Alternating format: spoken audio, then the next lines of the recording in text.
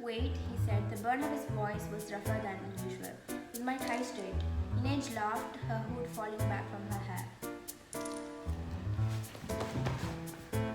Hey book gals, how are you doing? I hope you're doing alright because today's video is going to be a bit of a drama fest.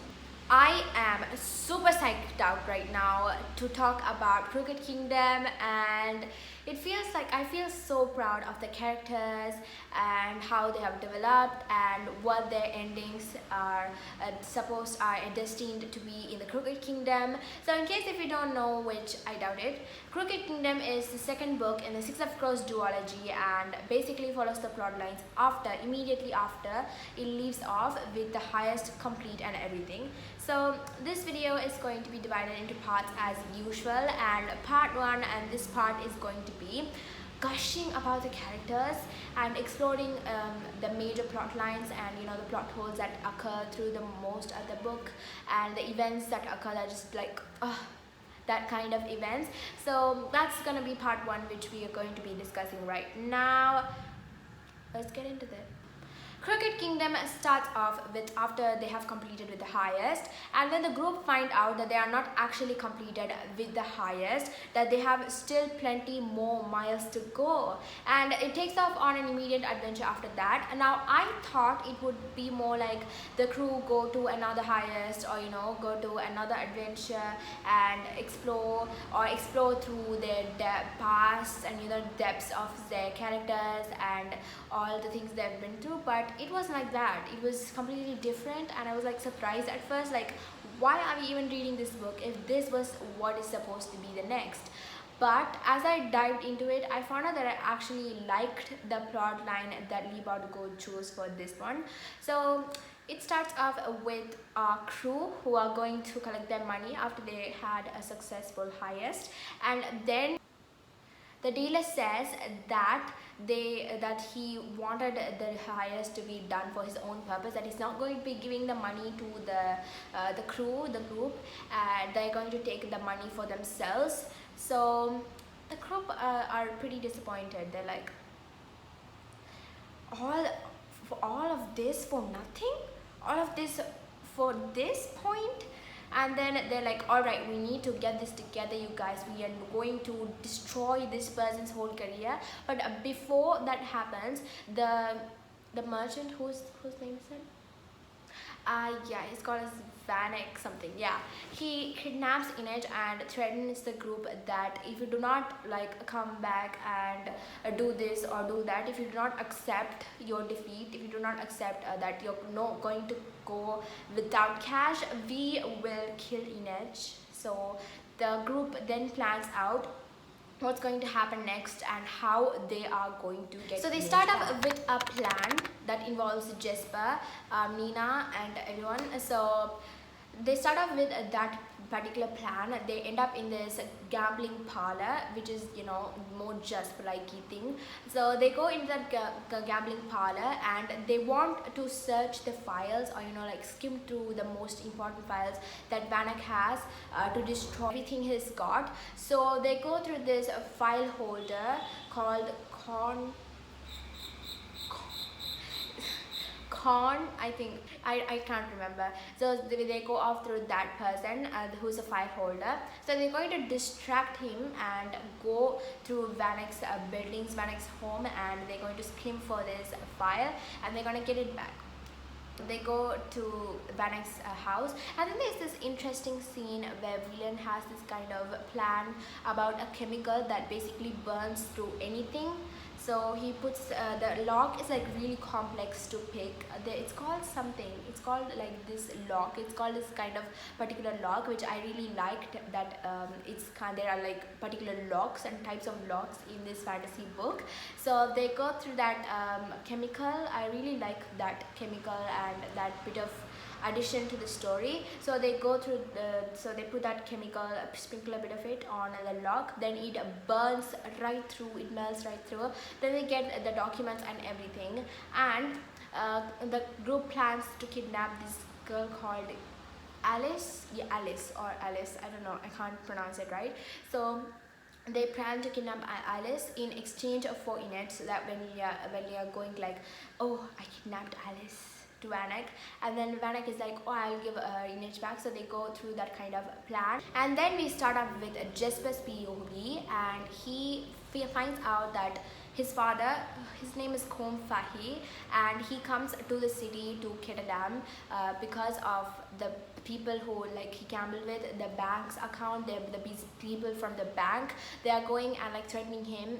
We are gonna see your son. He gambled a lot. He had a lots of debts and he's not paying them off. So Kaz arrives here in this city, and Jesper is like super nervous because he has this bit of backstory that he's supposed to be in a university, that he's supposed to study in a university with all the money that his father gave to him, but instead he goes to gambling parlors because he doesn't really like the university and everything. So that happens, and I really like how he courageously confronts him even though he knew what he done was wrong. So I really like that brave little act and that scene that Lee Bardugo has to add. So this book is basically most of the stuff. Half of the time I didn't understand what was going on, the plot lines and everything, the main focus of the story was.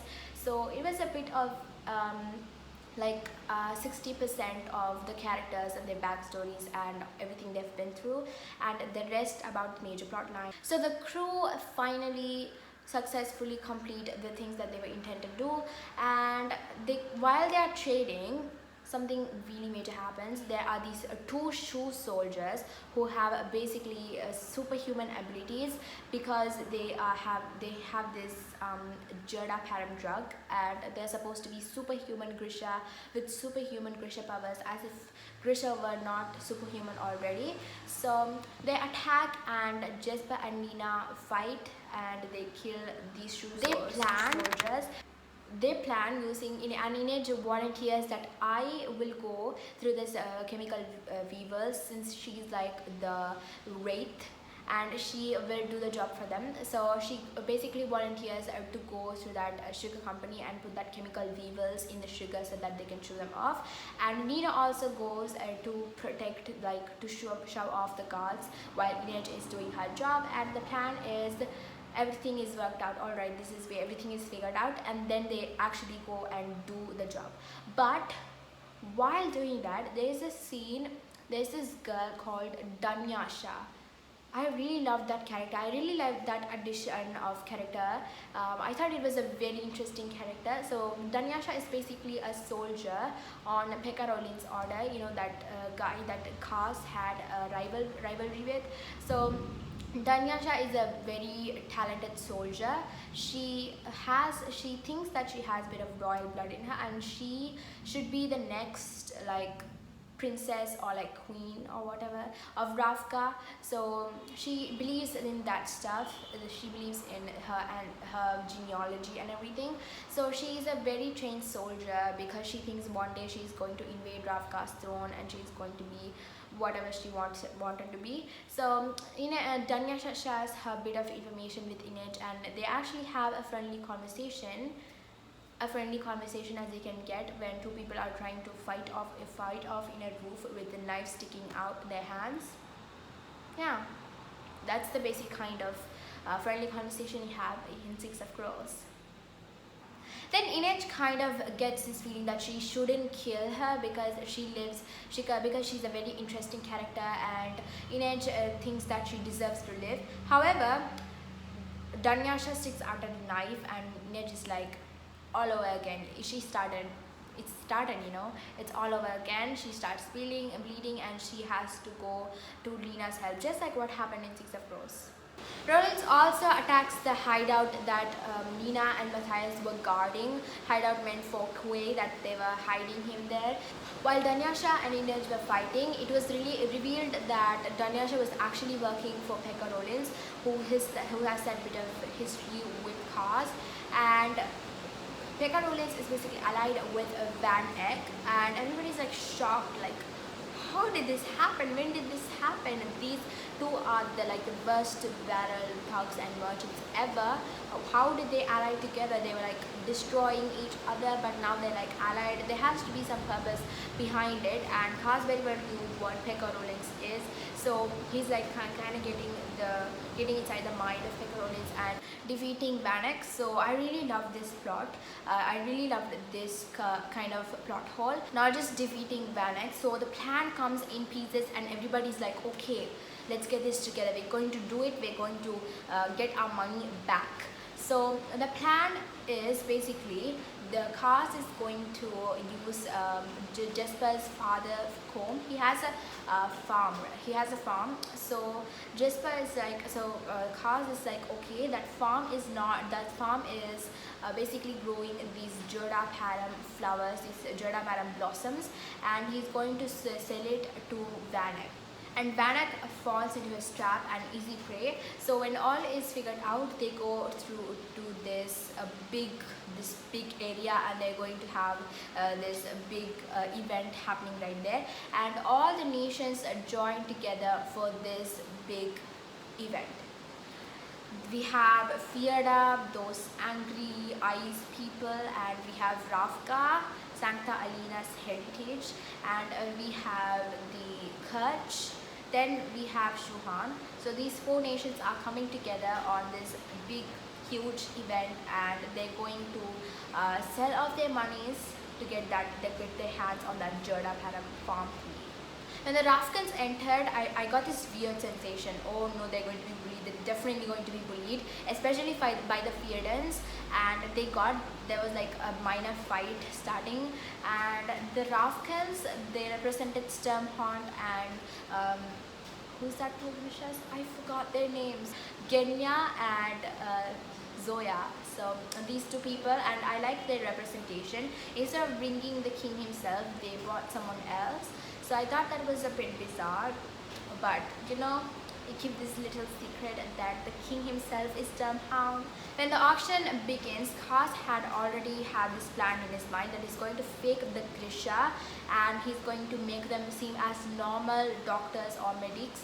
So to fake Kuei's death, because he's the one who's being sold off in Integer. So that happens, and they actually are convinced that Kuei is actually really dead, and in the process, I can't even say this.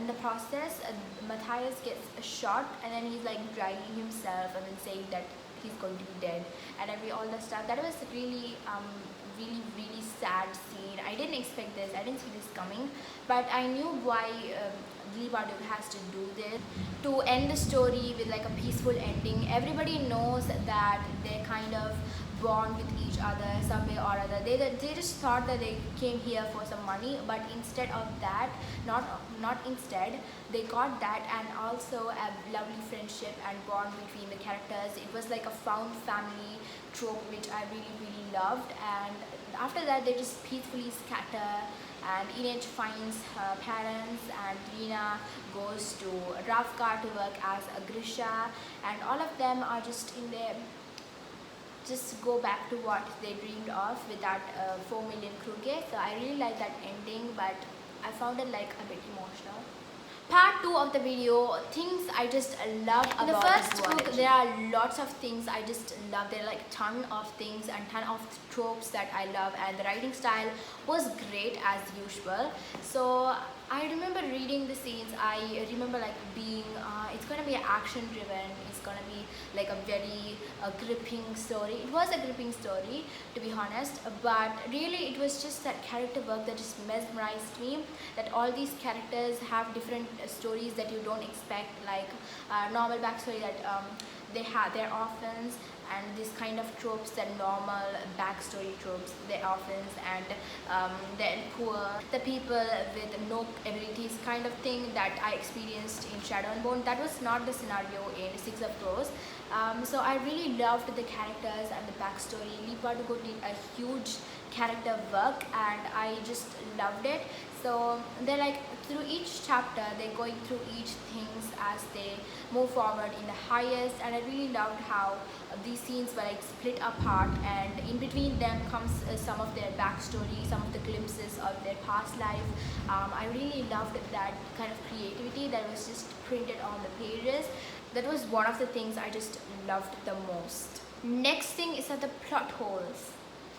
Those are like so amazing, the plot holes. Like in each page it was like twists and turns. In each chapter you get different things, and you get different things happening for each of the characters as well. I was like gripping on the pages. Oh, I'm going to when is this book gonna end? I was not thinking like that. I was like, oh my god, this book should not end. I was gripping onto every single page, and I loved the read overall. In the Crooked Kingdom, I would say the final thing that they just did, that auction thingy, was just a masterpiece. I just loved it. It was like amazed. I was like crazed by how the auction was held, and I think that was one of my favorite plots and twists that happened throughout the duology. Moving on to the final part. By now you already know how much stars I would give to the duology, so I did not repeat myself. It was just amazing. I just loved all the things, all the tropes, and all these funny, hilarious moments between the characters, and it's a 5-star for me. It's one of my favorite reads, and I would totally recommend it for any person out there. Just to go and read it, because the hype is too much. Just go and read the book. And to many people saying that the Shadow and Bone series was better than this, not many people, a very few actually, was better than this. I actually don't exactly agree, because the Shadow and Bone was like a different kind of book rather than this. It was like, the comparison is really different. The Shadow and Bone was more of a fantasy, action driven stuff about magical systems, these complex systems and beliefs and saints and the characters. But Six of Crows was more of a highest and kind of like a short thrill read that everybody just loves. So it's not, I'm not supporting for Six of Crows saying it's better than Shadow and Bone, or Shadow and Bone saying it's better than Six of Crows. Both are equally better in different ways for different reasons. So I'm not comparing them, and I love both of them really equally. So that's it for the video. Please make sure to subscribe, like, share and support my channel. And if you want a review of Six of Crows as well, it's down there in the description. I'll give a link down below, so go make sure to check it out. So that's it. Meet you soon in another interesting book.